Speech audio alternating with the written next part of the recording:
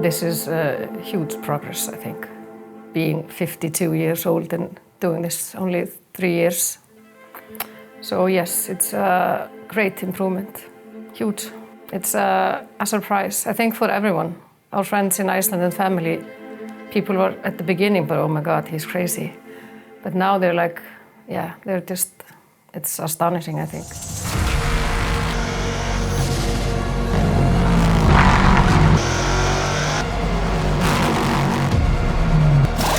Space is good.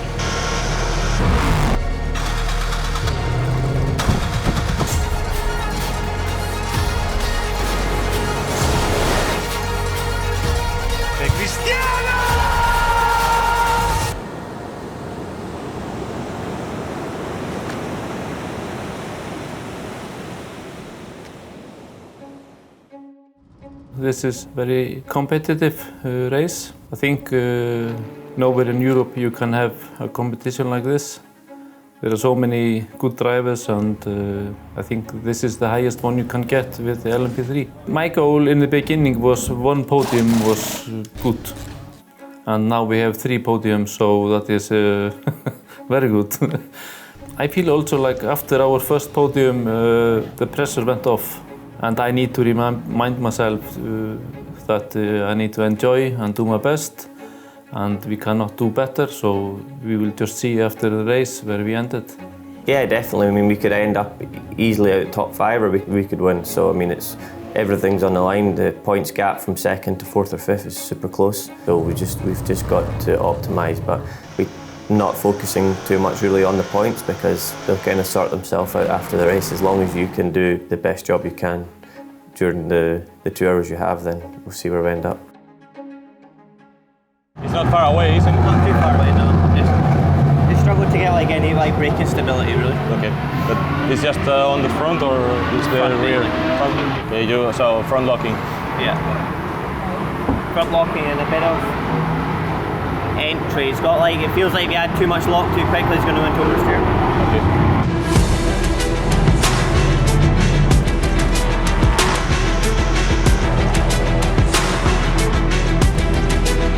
I got the new tires and I went out. Then he got the car with the peak of the tires were gone. And then I think he and David, the engineer from High Class, they did some changes on the car, and then he got faster on worse tires. So both Colin and David, they did something I could never do, and they ended number 1. Yeah, test went really well. In the first 2 morning sessions, we were 2nd quickest, and in the afternoon we were quickest overall. So yeah, it's been positive. Audunn didn't get much of a lap in the second one just with traffic, but his pace looks good on sectors, and we've still got time for him to find. So overall, I'd say we feel confident, but qualifying in Michelin Cup is always a bit of a lottery. There's a lot of red flags and yellows, so it's just trying to get that one lap in when you get a clear lap, and that's going to be important here to try and get it somewhere in the top 10 to give us a chance. The bar is so much better to drive. Yeah. Night and day. See, into turn 3 you can brake like 10 metres later. Into turn 5 like 15 metres later. After the new tires? No, with the bar. Oh, we changed the front and the roll bar. Yeah, okay. I did a 39.2 and then changed it and did 38.7 in like the first lap. Yeah. Big change. Yeah. Really good change. Probably a bit of a roller coaster of a circuit. Very exciting to drive. It's very technical though, so you have to work very hard at it, and it's an easy place to lose time as it is to gain. So you just got to work really hard at it. Make sure the car's in the good operating window for us, which the High Class seem to have it this weekend so far. So I mean, as long as we can keep it there, and as I say, if we're in with a shot near the end of the race, we'll be certainly fighting. No, you don't want any rotation there, because the more rotation you have there, it's going to give you oversteer. You want to keep the car so as flat as you can, so it's going to push, nearly going to understeer. So you want to have no pitch in the car at all. And then when you do that, then the car makes like it feels on edge, because now you're going to turn in with all the weight on the front, and it's going to get loose at the back. So it gives it an unstable feeling. So then mentally you think you can't go any quicker through that corner because it's unstable, but the only reason it's unstable is because you're putting all the weight to the front axle.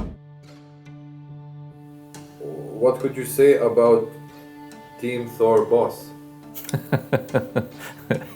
Yeah, she is the number 1 person in this team, for sure. if he decides to stop racing, I will also. So, yes, she is number one. I always said I'm the boss because he asks me if we're going to do another season or it was just a joke. But then Gustavo just put it in. I'm no boss. He's the boss. And I like the action there. I like to be in the garage because they're also stressed and running around. And and also like being there when Audunn comes out of the car when they switch. So yes, I like this. It's fun. Well, we thought top 5 would be amazing. But this is more than I expected, to be honest. So yeah, I think they are a great team, Audunn and Colin. Colin is a great teacher for him, and Audunn is a good student, I think. But they're friendly, and Colin is so easy to be with. It's very nice, and yeah, I think they click together very well.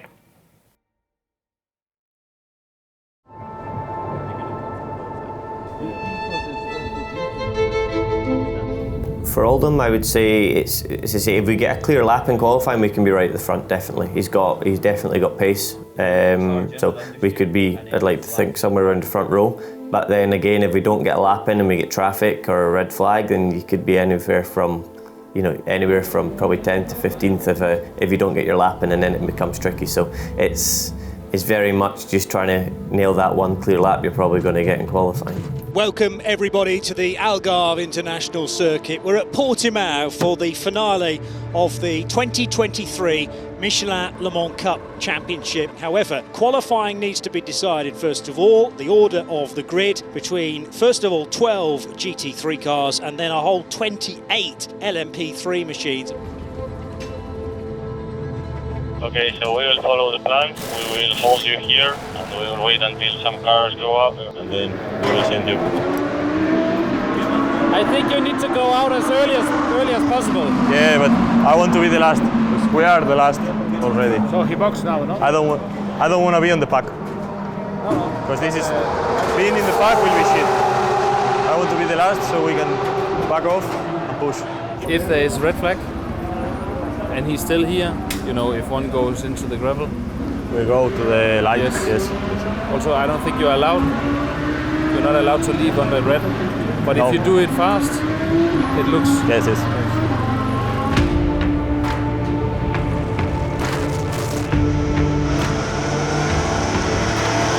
I'm always nervous when the qualifying is. I think that's, for me, it's the worst. As I say, Audunn's pace was a slight unknown in the wet. We knew he had some pace, but we had never done a proper clear lap this weekend in the wet. There is some small guy in my head that is saying you need to do this and you need to do that, but I am trying to not to listen to him. I am just trying to listen to the small guy that is saying that I should enjoy and I should do my best and not give up. And if I listen to him, there is no pressure. It's getting more and more rain. He started off quite steady in qualifying when it was probably the best conditions, when the rain wasn't so heavy. And then he brought a lap out of absolutely nowhere. And Audunn Guðmunsson has just done 2 personal bests. He's up on the pole time. I was just building my confidence and comfortable. It was very enjoyable, but it was hard. Yeah, but this qualifying is, it was amazing. You can see why there's a problem here. It is super wet down there now. Yeah. This long, sweeping final double, triple turn almost. There's Colin Noble there in the Team Thor garage, keeping an eye on the form of his teammates. Although we can't see it, I think he's just getting so much wheel spin. It's minimal stuff, but across the line he does improve. Goes third. Goes third with a 157.330. So I can confirm that we are P3. We super good. I never expect him, sorry to say, being in the top 5. Because he has only been doing this for 3 years. That was a proper lap. You did it when it was the heaviest rain as well. Yeah, exactly. Yeah, mega lap, but didn't. Þetta bara besta sem við gert.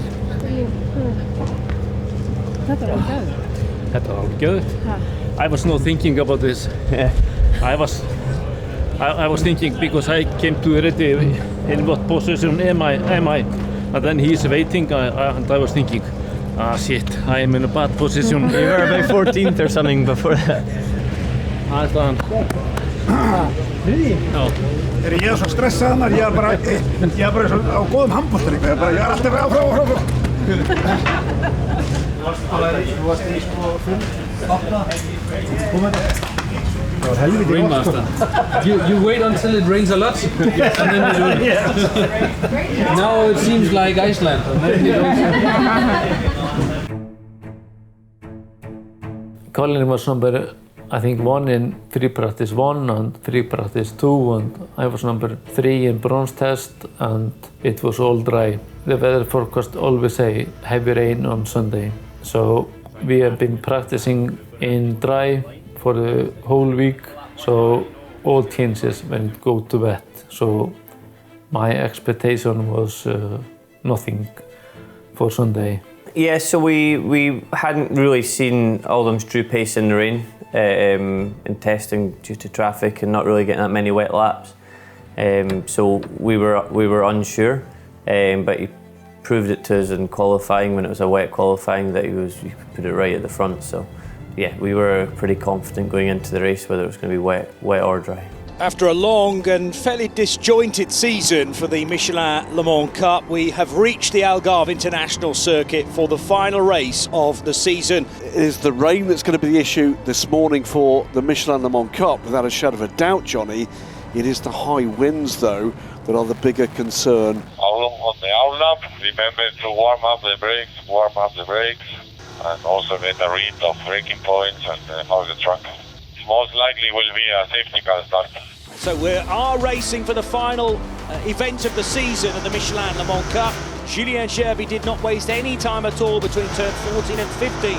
He started to up the pace, and once you've crossed the start and finish line, you can start to overtake. More or less it went good until we got more rain and heavy rain, and then the car started to feel not so good. I started to struggle. The car is most of the time undrivable. He was getting very close and all the corners very close. So at some point when there is, I think, 2 laps left, I just go wide and let Tony and this car number 59 pass me, because I just wanted to go one more lap and then Colin will go in the car and he will decide where we'll be at. Race leader in the gravel. Race leader Julien Gerby is in the gravel trap at turn 7, and this was my big fear for the championship leaders. There was contact between he and Torsten Kratz, and that sent the Gerby car into the gravel trap. Audunn Guðmunsson and Colin Noble are also on 51 points. The gap coming into this 22, remember. But the race leader, as this race takes a huge turn, is now wanting recovery. And how long is he going to be ending up there? Because this could easily be a lap lost or more, Greg. Easily, very easily.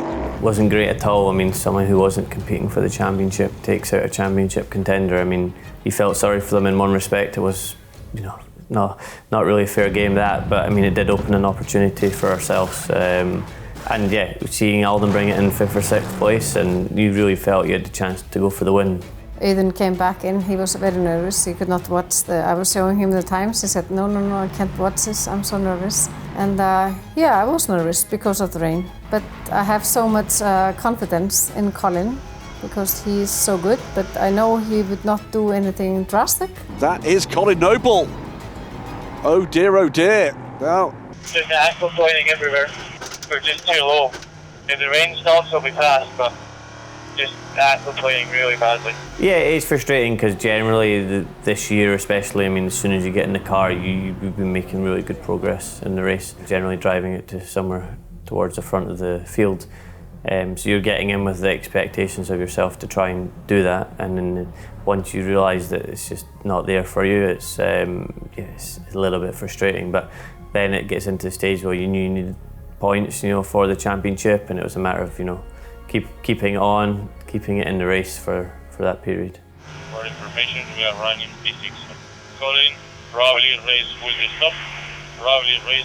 stopped. I was quite happy to be honest. I mean, normally I'd want it to continue to try and make up as many positions, but the lap before it was just a matter of I was so far off the pace trying to just keep it on because we were actually winning so badly. It's just not pleasant to drive in, and we weren't going to make any progress other than most likely end up off somewhere. Like after the race, he says to me that this was the best result we could do, so I'm happy about that. Always when Colin is in the car, I am always watching him, and I am always thinking, you know, he is the best guy on the track.